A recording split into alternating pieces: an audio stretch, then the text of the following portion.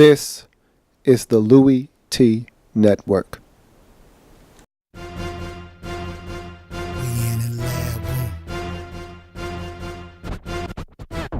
Man, I love some football. Man, I love some football. My favorite week is week 1, cause I'm watching football. First comes the preseason, and I don't take a day off. And then it gets even better when your team makes the playoffs. 32 teams go hard for one thing.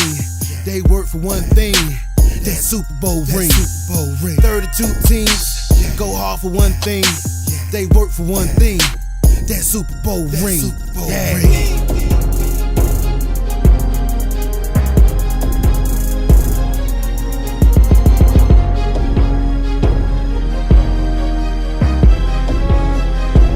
We in the lab room.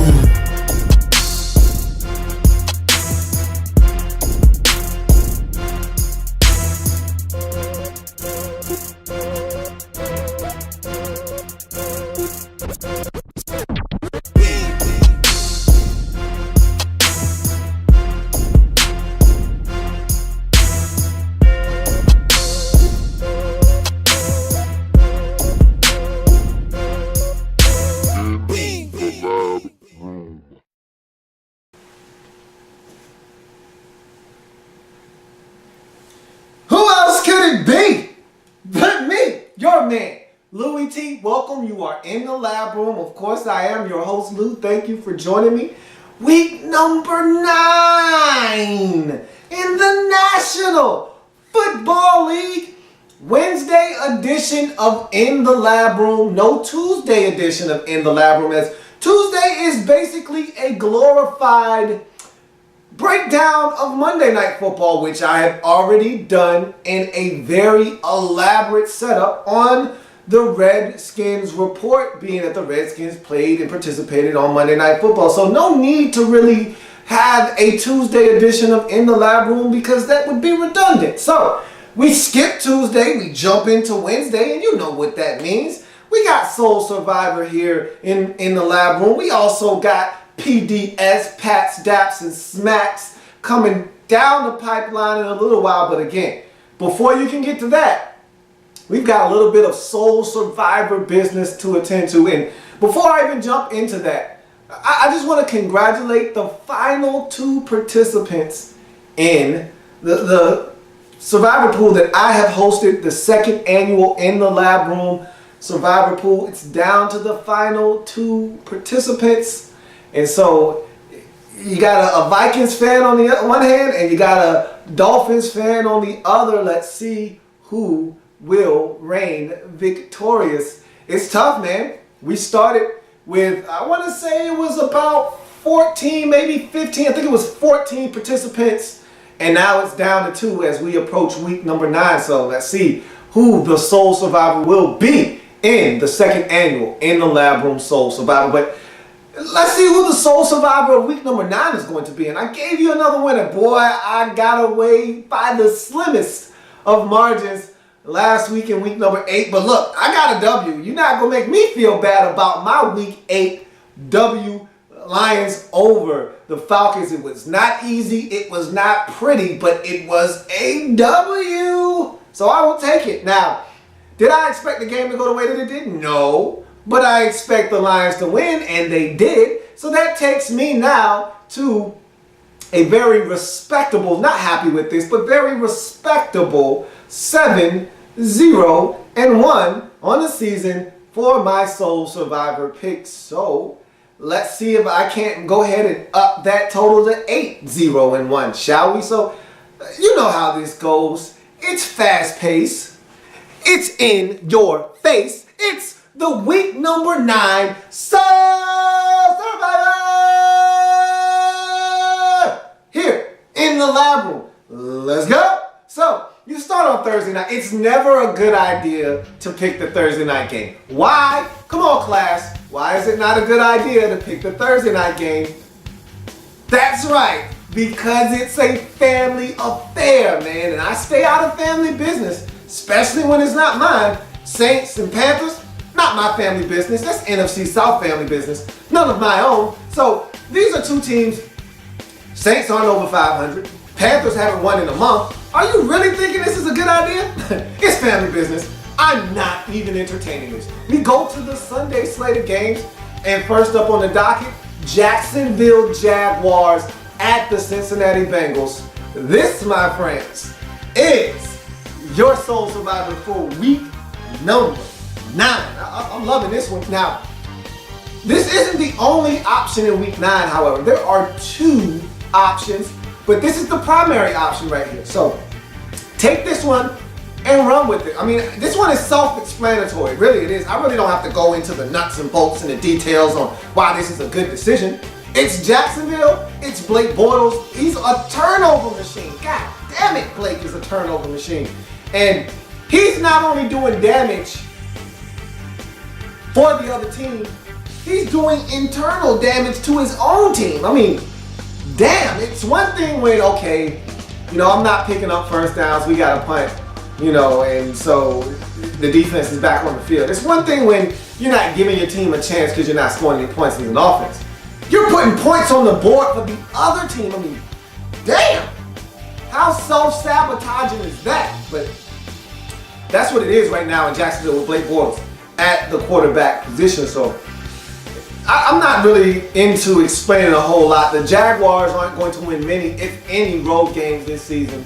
They're not going into the jungle and beating the Cincinnati Bengals. And I think young, fresh, and green, AJ Green, is slated to be back out at wideout, which is not a good look for the Jacksonville Jaguars in this game. To me, there's not really much to say here, but the Cincinnati Bengals are going to take care of business at home. And so this here, easy, no-brainer, sole survival pick for week number 9. Now, I'm going to go through the rest of the games very quickly. And there is another option, and when I get there, you'll know, and we'll just keep it moving. So we're going to jump into the rest of these games. Tampa Bay at Cleveland. This is a matchup between the Browns, who have already lost to a team in Jacksonville that didn't have any wins on the season. This Tampa Bay Buccaneers team is struggling. And they got 1 win to their name, and man, I don't know if they're going to get many more. And so they had an opportunity to get one coming off the bye against Minnesota. They didn't get it. Come on, man. Seriously. Cleveland is good, but you're not really sure if they're that good. I mean, they didn't destroy Oakland last week. They beat the Ravens. And that could be the same thing that happens in this game. They might not destroy Tampa Bay, but they'll probably beat them, but you're not sure. And what do I say? Stay away from the unknown. So we're moving on. Arizona at Dallas. This is the undercard to the main event in week number 9. So this is the game right before the main event game. So if this was a prize title fight, this would be the fight that comes right before the main event fight. This is one of the best games in week number 9. What do we do to good games? We skip them.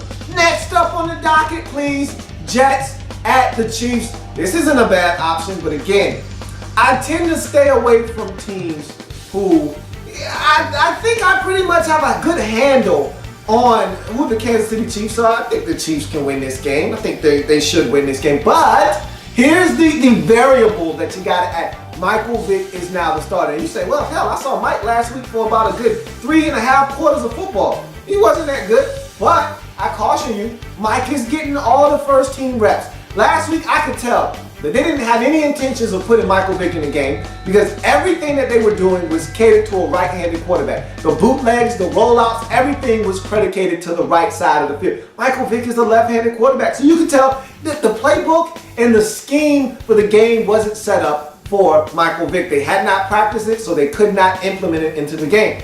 This week, it's going to be different. Michael taking all the first team snaps. He's going to have everything catered to his strengths in the offense. And so expect a whole totally different Jets offense that's going to look much better than they did last week against the Bills.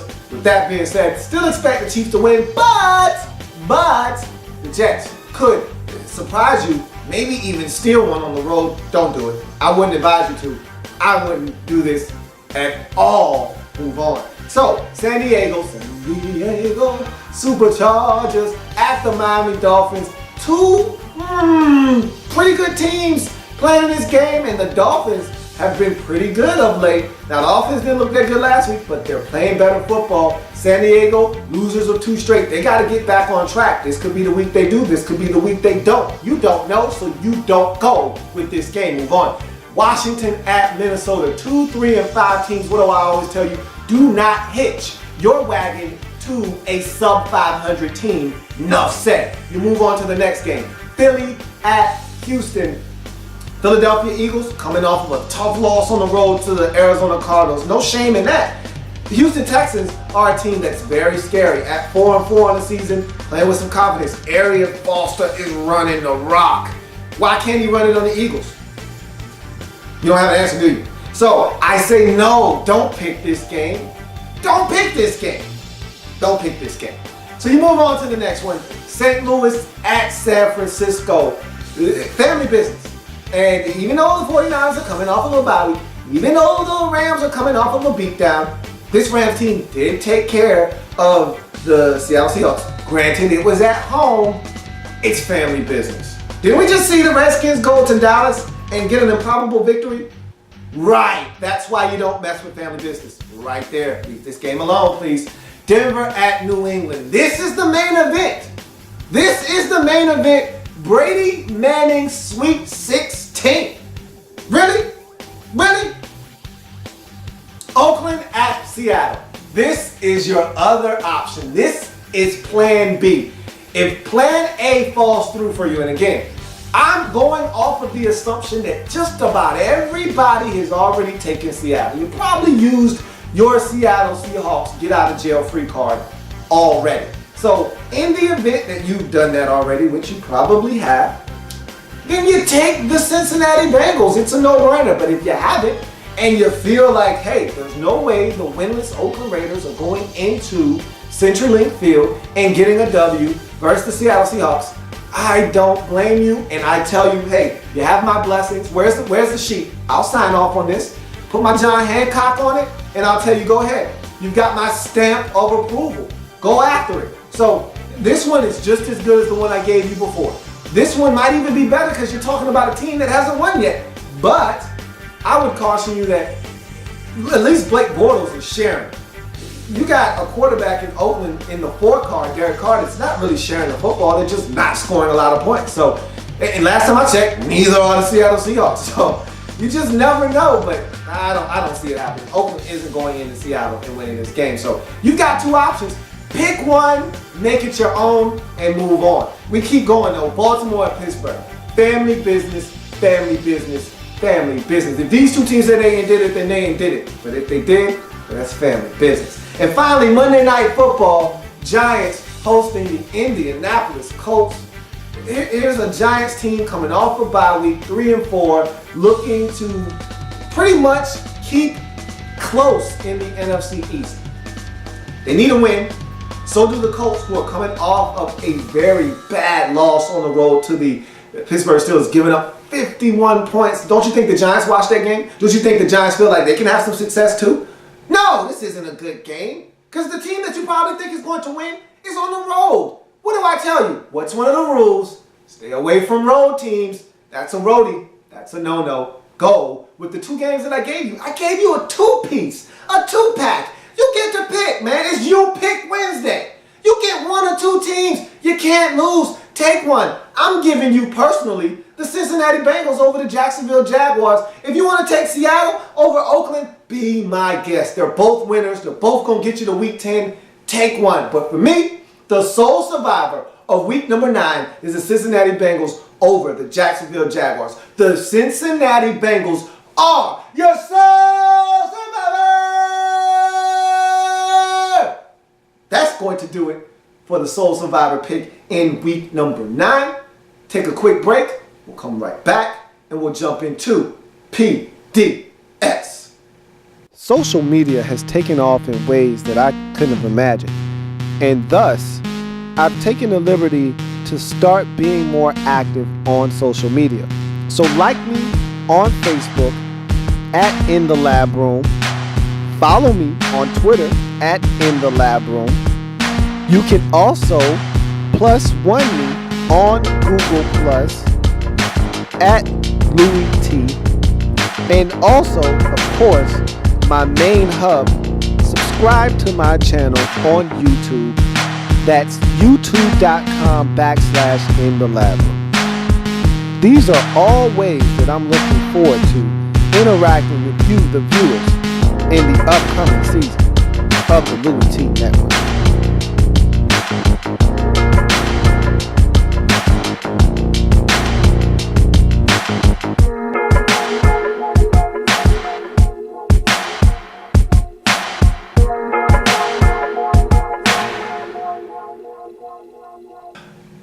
Welcome back to the program. I thank you for joining me. Thank you for allowing me to bring you PDS Pats, Daps, and Smacks. And we're going to start with some Pats, man. I got quite a few to hand out this week as I'm in a really friendly mood this week. And I thought a lot of people did some really good things and some others just need some consoling. You know, sometimes you just need to be able to go pat somebody on the back and say, hey, man, it's going to be all right. You're going to get through this. And so I feel like there's a couple of instances where I need to do that. And then there's just some people that deserve to be patted on their back for a job well done. And so we start with the Kansas City Chiefs. Kansas City Chiefs. I dapped the Chiefs up last week and I said, man, you guys deserve some dap for what you did last week. And they said, well, I liked it so much. How about you dap me up again? I said, you were close, but no, you're not getting more dap. I'll pass you on your back, though. The 34-7 at the crib versus St. Louis Rams deserves some dap. That was a pretty good performance. You went out, you dominated a young quarterback that was looking to kind of gain traction. He had been gaining a little bit of confidence week by week. They had a huge win a week ago. And they came in and they scored on their first possession. And he looked good on that first possession. It all went downhill from there. And the reason it went downhill from there, you were able to run the football, you were able to get pressure on the quarterback, and you generated some turnovers. That's the Kansas City Chiefs way. It always helps when the special teams gets involved. And it seems like the Chiefs have one of the best special teams units in the league every single year. That has not changed. So you get a nice, old-fashioned pat on the back from me. Great job winning the Battle of Missouri, Kansas City. So you move on to two teams that played each other, and they both deserve pats on the back, but for very, very different reasons. And so we start with the Detroit Lions, and you got it done over in London, man. Congratulations. I don't know how you got it done. To be honest with you, you literally limped into that game and limped out of the game even worse than you came into the game. You came into the game missing your top three tight ends. No Ebron, no Fourier, no Pettigrew. You came into the game with no Reginald Bush, no Evans, the Megatron. You were banged up 6 ways to Sunday. No right tackle, okay? No Adrian Waddle. You were banged up in this game, man. You were missing stuff all over the place. You sent C.J. Mosley home. Go home. No, seriously. Get your stuff, pack it up, get on the next plane, back to the States. Go home. So you were missing stuff all over the place. And still, you managed to get out of London with a W. Don't ask me how, because you were down 21-0. You sleptwalked. You were sleepwalking through the first half. Then finally, I started to board a plane and cross that water and slap the hell out of you to wake you up. But luckily, my man Jim Caldwell was able to do that himself at the halftime break, and you were able to run off 22 unanswered points to get the W. So you deserve a pat on the back for getting it done when it didn't look like it was going to happen. And you left the game with some more injuries. Golden Tate banged himself up. He's probably going to be fine. He was able to finish the game, but that's something he's going to have to rest. And also, you're going to be without the services of Nick Fairley for about a month, maybe even a month and a half, with a sprained LCL, PCL. He sprained a couple of ligaments. You could tell that's probably what the outcome of that injury was going to be. So you left the game with more injuries. But the good thing is you get a week to lick your wounds and you'll come back. And most of those guys that I just named will probably be ready to play some football. Good job, Detroit, for getting another W, despite having about half your roster on the sidelines. You go to the other team in this game, and it's the Atlanta Falcons. Oh, man. You know what? It's rare that I feel sorry for a team. It's rare that I feel sorry for any particular player or coach. You know, outside of when guys get injured, you kind of feel bad for them. But The shot in this game that made me kind of get very reflective and say, man, I feel bad for you because you're probably going to get fired at the end of this season and you don't deserve to get fired, was Mike Smith. And he literally went through the gamut of emotions in about a span of 30 seconds that for most would drive them insane. He literally went from thinking he had won the game, ripping his headset off and running out on the field in jubilation, then realizing the officials say, hey, ho. We got to delay a game. We got to do this over again. Because the kick was missed, we got to do it over again. That didn't count. And so he goes from sheer jubilation, snapping a 4-game losing streak, and getting back in a division that is trash, getting right back in the middle of that thing, to having to be told, hey, get back on the sideline and wait. And now the shot that I will never forget, because this is probably the last indelible image I'll have of Mike Smith as a Falcons coach, because he's going to get fired at the end of the season. Arthur Blank does not like losing, and I feel because Mike Smith doesn't deserve to get fired.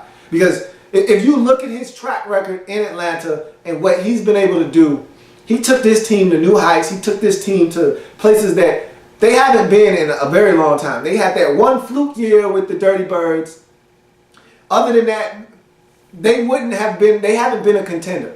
And so he took them from the basement of the NFC South division to one of the best teams in the NFC annually.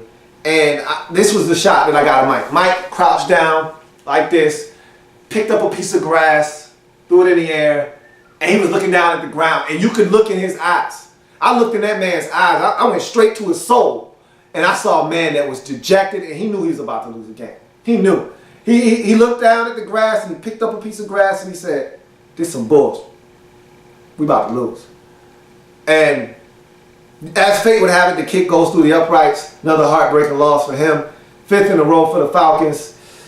Let me pat y'all on the back, man. I mean, damn, that I'm not even a Falcons fan and that one stunk, you know. Let me pat you on the back, man. It's going to be all right. I don't know if you're going to make it out of this season alive with a job, man, but for all that you have done, pat you on your back, man. Hope you can make it, dude. Hope you can make it. It's going to be a long season, though. You know who deserves a pat on the back? The Arizona Cardinals deserve a pat on the back, man. These are some guys that are very resilient, very scrappy bunch.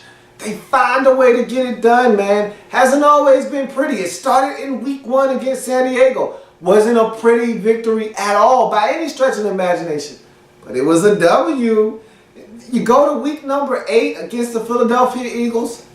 Wasn't that pretty of a victory, but it was a W. You know, you can go and look at the list of W's that they've got this year. That win in New York against the Giants, uninspiring, but a W nonetheless. I mean, this Arizona Cardinals team finds ways to win, and this was a very exhilarating finish. Wasn't the best start in the world, but when it was all said and done, when the plays had to be made, they made one offensively, 75-yard touchdown strike from Carson Palmer to Sheriff John Brown. And then finally, the defense needed to get a stop. The Eagles moved it all the way down the field, had one final shot into the end zone, and Rashad Johnson able to push the young rookie Jordan Matthews out of the back of the end zone without getting his feet down in bounds to secure the victory. So they got it done when it needed to be done. And so for that, the Arizona Cardinals are now 6-1 on the season, and they get a pat from me, man. Great job. Way to get it done. The good teams find a way to win. The bad teams in this league, they find ways to lose. And right now, you're finding ways to win. And that's what the good ones do in this league. You go on to another pat on the back. Anthony Barr. Look at the young fella over there having an impact, man. Anybody was talking about you when the draft process was going on, man? I heard a lot of Jadeveon Clowney. I heard a lot of Khalil Mack. I didn't hear Anthony Barr's name mentioned. Did you? Nope. I didn't hear that mentioned that often. You know, and to see this young fella having probably, of all of those young rookies on the defensive side of football, he's had the biggest impact thus far. And no bigger game, no bigger impact than the one that he had on Sunday with that forced fumble, strip fumble, scoop up, score in overtime to give the Minnesota Vikings a W. That's a big boy play right there, to rip it out, scoop it up, get in the end zone, and give your team a W. Not many are doing it that way. And for that, I'm going to go ahead and pat you on the back, young fella. Big play. A lot more football for you to play. Couldn't dap you up, man, because it was only one play, but it was a big one. And you needed to get at least a pat on the back. And finally, another sympathy pat. None other than me. I need a pat on the back. I need a huge, gigantic pat on the back. I'm not a big self-pity guy, but I did wallow and sit down and drown in my own sorrows come, let's call it Sunday night. Here I am with a golden opportunity to win a football pool that I was in, that I play in every week. And this week it just happened to be $1,750. Woo!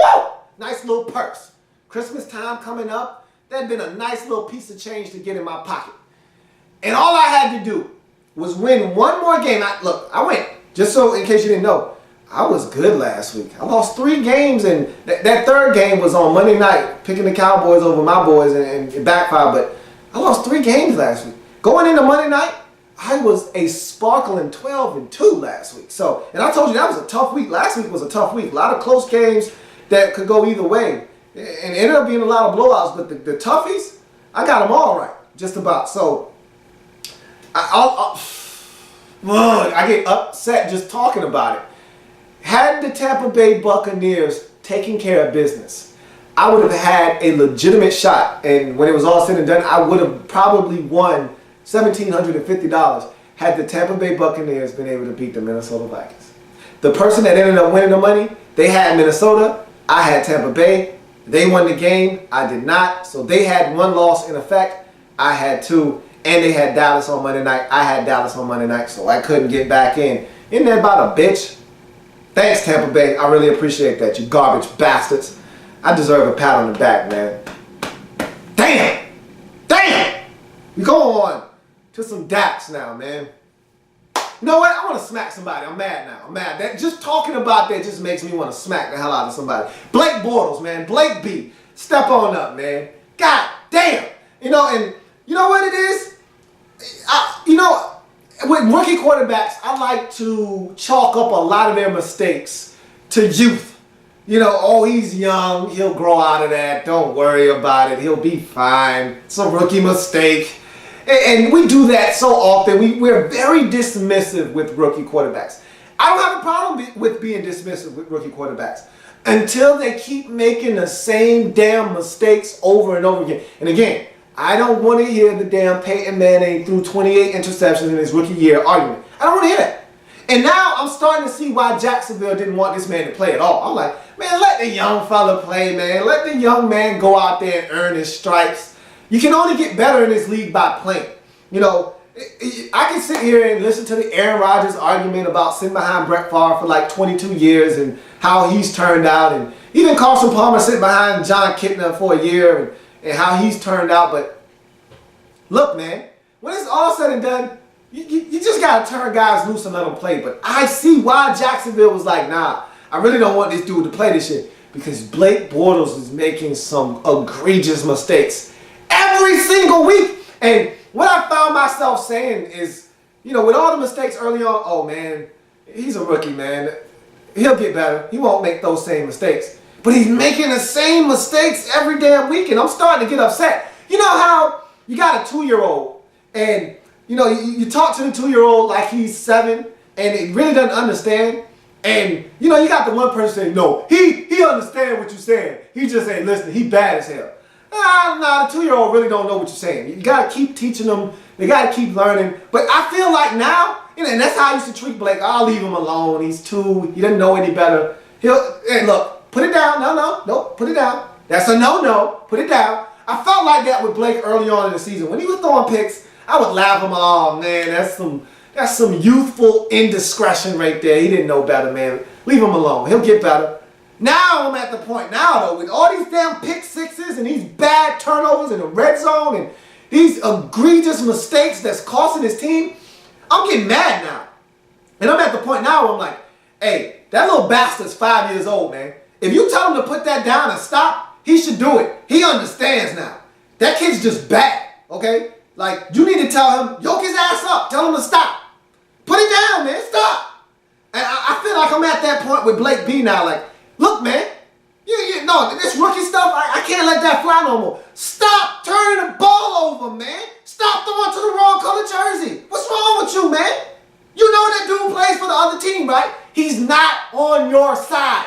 Stop sharing the football, man. These are some bad mistakes. And I'd be a little bit more tolerable of him if he was mixing in some big plays through the passing game with it. But Allen Robinson was wide open in the end zone in week 8 versus the Dolphins, and he missed. But yet, he didn't miss Louis Delmas for that 81-yard pick six. Oh, he didn't miss that. He didn't miss Brent Grimes for that 46-yard pick six. He didn't miss that. Damn it, Blake B. Stop throwing interceptions, man. Damn. It's getting out of control now. And these aren't regular interceptions. These are Matt Schaub variety pick six interceptions. Shameful. Get out of here. You move on to the next smack. It's the damn Chicago Bears, man. I don't even feel like wasting any time with these boys, man. Chicago, I slapped you last week. I'm going to slap you again this week 2 times because what happened before halftime was enough. I shouldn't even have to smack you because the league went from 17-7 to 38-7 in a matter of a minute. With a minute 55 seconds left on the clock, you were down by 10. By the time we got to 55 seconds, you were down by 31. I don't need to slap you any more than I already have because the New England Patriots bitch slapped you enough in that game. I got more smacks to deliver, but you know what? I'm going to dap a few cats up right now. I just feel like I need to settle down. I need to calm down before I get too worked up and somebody gets hurt. So let's dap a few cats up, and I got it broken down into sections. I got a couple of running backs to dap up, I got some quarterbacks to dap up, and I got a couple of teams to dap up. Let's start with the running back position, man. And it's a lost art, man. It's a lost position sometimes in this league. We talk about the fullback, and that being an extinct position. The way these teams are throwing a football, man, running backs are becoming a dime a dozen. But when you got one of those boys that can change the game from the running back position, you got a special one indeed. And the Houston Texans, they got a special back. His name is Arian Foster. That young man was out there doing his thing, putting in work in the division on the road against the Tennessee Titans, dicing those boys up for 3 touchdowns, over $150 rushing. The dude was on fire in that game, and he gave the Tennessee Titans fits. He personally scored more points by himself than the Tennessee Titans did as a team, and for that, my man Arian Foster gets some dap, man. Salute for Arian Foster. That boy's back, and he's back with a vengeance. You go on to the other back that I want to dap up, and this is a guy that I've been banging the table for since day one. It's Mark Ingram, man. Mark Ingram put on a show on Sunday Night Football. No Kyrie Robinson in this game. No Pierre Thomas in this game. So basically what happened was my man Mark Ingram got the show basically all to himself. All he had to do was share a little bit of time with Tavares Cadet, which wasn't a problem because Tavares Cadet isn't that good of a running back in terms of running the football. He's a much better pass catcher out of the backfield. So all Mark had to do was get a blow on the sideline, knock back a little bit of H2O, get back in the game, and he could show you what he could do. And I've already said, if this guy was on a team looking for a feature back instead of a team that does running back by committee, this dude could lead the league in rushing yards. He's that physical of a runner. He's that fast. He's faster than people think. They don't give him a lot of credit for his speed. And he's not a burner by any stretch of the imagination, but he's fast enough for his size and with the power that he runs with. He has the complete package. He won the Heisman Trophy for a reason. And I already said this before. I'll say it again. Out of all the Alabama backs, he was the best one. He was the one that made it in vogue to take an Alabama back early in the draft. And he's, to me, the Don Dada of all those backs. And the guy gets it done. And I just feel like he needs more touches. And he showed you why. 24 carries, 172 yards, and a touch in that huge victory at home versus the Green Bay Packers. The dude was money in the game, and he deserves some real serious dap, especially having to wait your turn all the time. And every time he gets in the game and he starts getting it going, they take him out of the game, man. And good to see this man get some run and get it done. That's what I'm talking about. That's what I'm talking about, Mark Ingram. Way to show those boys, hey, I'm all you need. You look at the quarterbacks, man, and it's the elite of the elite in the league getting it done, man. Big days for some of the best passers of the football in this league. Brady, Breeze, and Roethlisberger all had huge days. You could even throw A-Rod in there, except his team lost and he threw 2 picks, even though they occurred after the hamstring injury. He threw for over 400 yards, or he actually threw 400 yards on the dot. But it's all about the winners, man. I don't deal with the losers. Brady, 5 touchdown passes, 30 of 35 for 354 in 5 of those things, man. Doing it up big. Rob Gronkowski, man, Gronk is back. He's healthy, and he's a problem that the Chicago Bears just didn't have the answer for. They couldn't solve it. And so Brady doing his damn thing. Drew Brees, cerebral on Sunday Night Football, 27 of 32 for 311 yards, 3 touchdowns, no picks. Again, another one of these guys getting it done on a big-time stage. And Ben Roethlisberger takes the cake of all of these guys who had great days. Nobody had a better day than Big Ben Roethlisberger. 40 of 49. Who does that? First of all, who does that? Who throws that many passing attempts and has that high of a completion percentage with that many passing attempts? Nobody's doing that. 40 of 40. And these weren't dinking and dunksters. These weren't those Tom Brady, hey, let me throw it at the line of scrimmage and make you make a play. Nah, this isn't one of those type of deals. You know, this was some down the field, vertical, play action, fake action right here. This was some Tones, go beat them. This was some Big Ten, go get it. This was some real down the field, big boy football. 40 or 49, and this is how you know this wasn't that dink and dunk stuff. 500 and some change, man. 5 piece. 5 piece. 5 stats on these boys' head, man. Woo! 6 touchdowns. That boy was bad. He was nasty in week number 8, man. And for all of those dudes who got it done at the quarterback position, man, you get a big, huge standing ovation. First, I give you the golf clap. Then I give you the huge dap. Hell of a job, fellas. Hell of a job taking your team to victories all across the National Football League.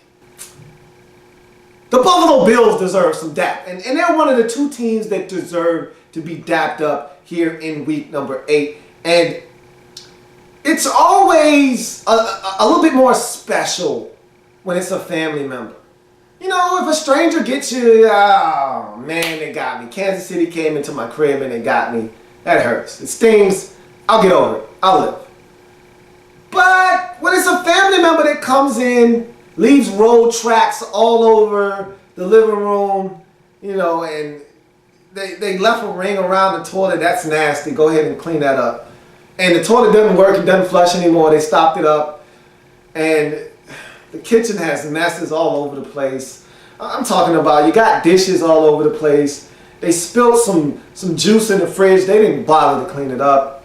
I mean, you got the microwave. It's got sauce all over it. They didn't put a cover over their food in the microwave. It's just a mess in the kitchen.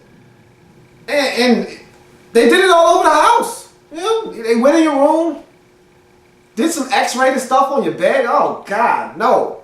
That's what the Buffalo Bills did to the Jets. They went in their house. They had a party.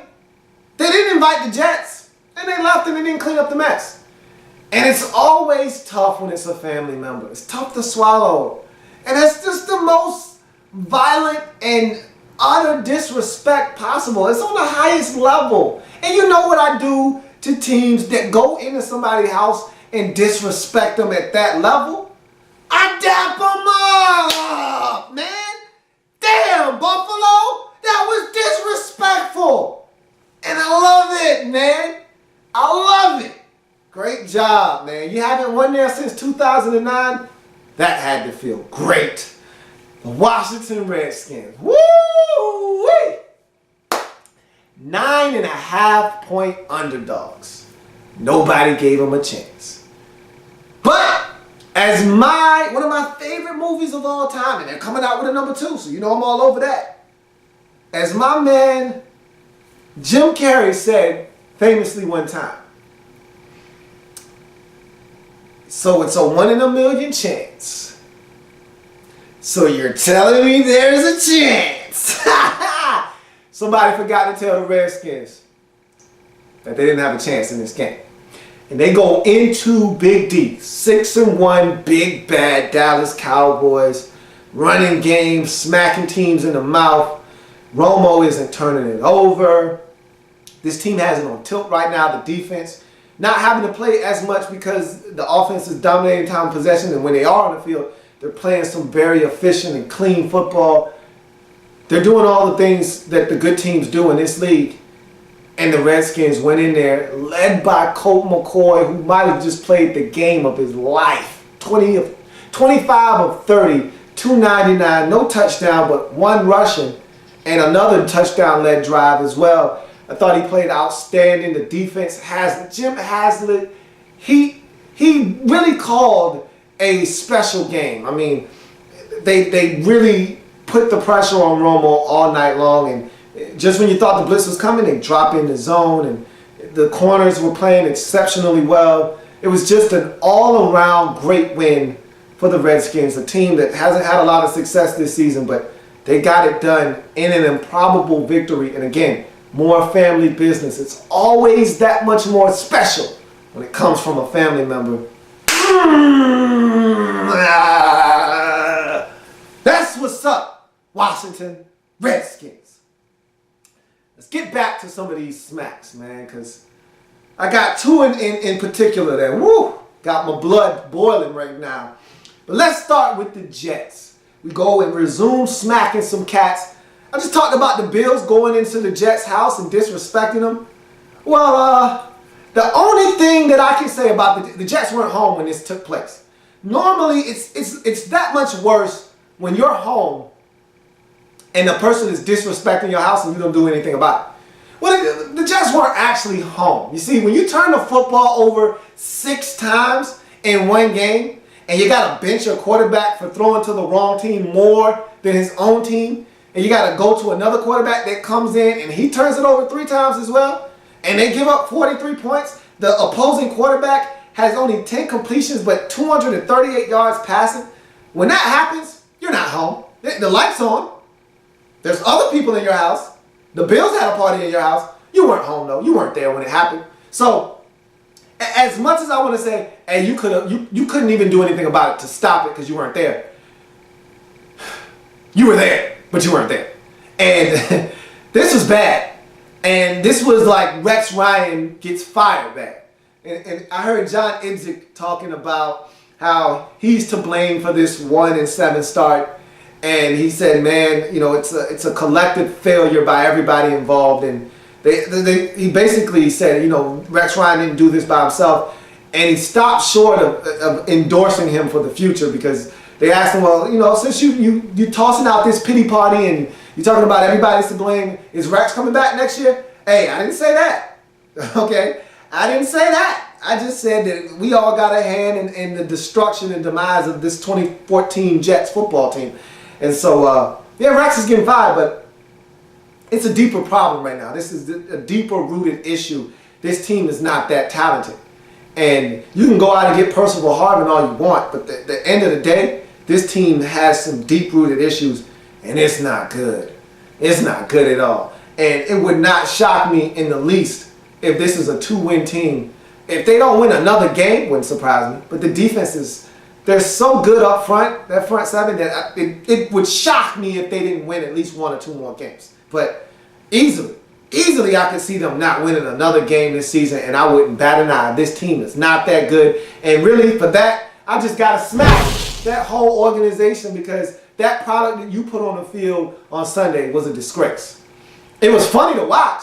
I mean, you want to talk about bloopers and it had it all. I mean, it was just a lot of nonsense going on, but for an NFL franchise, for an NFL outfit, smack.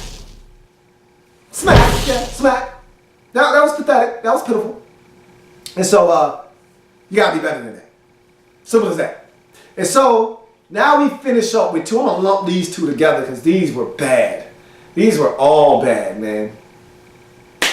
Jerry Jones, good old Jerry Jones. My man, Jerry Jones. Jerry. Man. Okay, so, first of all, I was annoyed because have you seen an owner get on the headphones and actually do an interview during the game? Have you? I have. Did ESPN do that with Robert Kraft? I don't recall them doing that with Robert Kraft. What about Jim Irsay? You ever seen them get Jim Irsay on the headsets and do an interview during the game? I don't recall. What about Daniel Snyder? Nah, I haven't done one with him. Lamar Hunt? Any of the Hunts? No? None of them? Rooney's? Any of the Rooney's? No? None of the Rooney's? No? What about the Maras? None of them? No? None of them? I don't recall. Okay? I could have missed it. You know, I'm human. I might have missed one. I don't recall any owner jumping on the headsets on Monday night and doing an interview. That's just me. But okay, fine. Gary was nice and calm. He didn't say anything out of the ordinary. I had a problem with him doing the interview. I didn't have a problem with anything he said. So, okay, I've gotten past that though. Okay, that's happened. It's done. It's over with. Whatever. Okay, so Tony Romo gets injured. Okay, yeah, Tony's down. Look, you should hold your breath. If you're the owner of this team, you invested a lot of money in Tony Romo, and you're 6-1 right now, yeah, you should be holding your collective breath. To go down and literally come out and give Lisa Salters an interview, like, what are we doing here? Okay, fine, so you give an interview. We're talking about Jerry Jones. These aren't things that should surprise us, right? It's Jerry Jones. It's Jerry. Good old Jerry. Jerry Jones, this shouldn't. But to go to the coach is in the middle of calling a play. Hey, let us get X jet, split slot left, 22 all daggers, 6 slickster. Yeah. Okay. All right. Yeah. All right. Cool. Delay a game on the offense. 5-yard penalty. Still first down.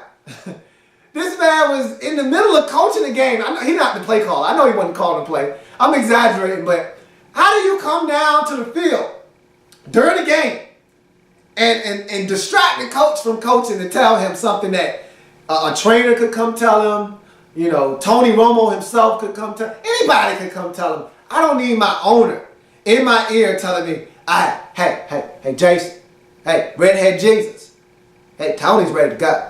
All right, he says he's ready. They gave him a shot in the locker room.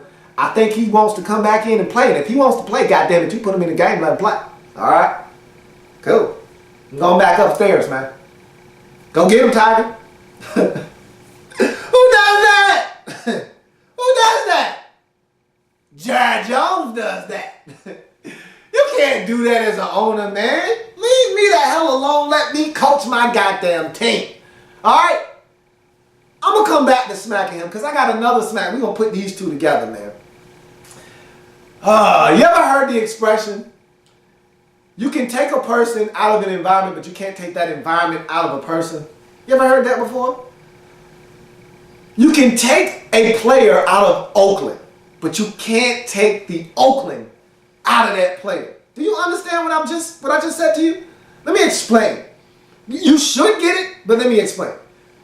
Lamar Houston, ex-Oakland Raiders player, never known another home other than Oakland until this past offseason, where he made the leap and took off for Chicago where the money was. I can't blame him for that.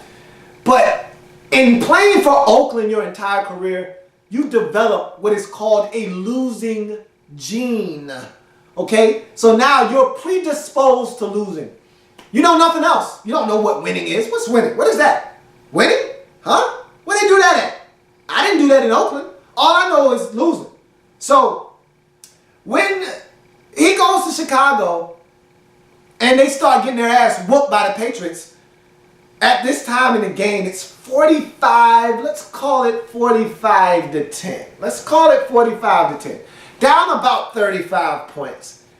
Mr. Houston, who doesn't get to the quarterback very often, only 13 career sacks, decides, hey, I got the Tom Brady.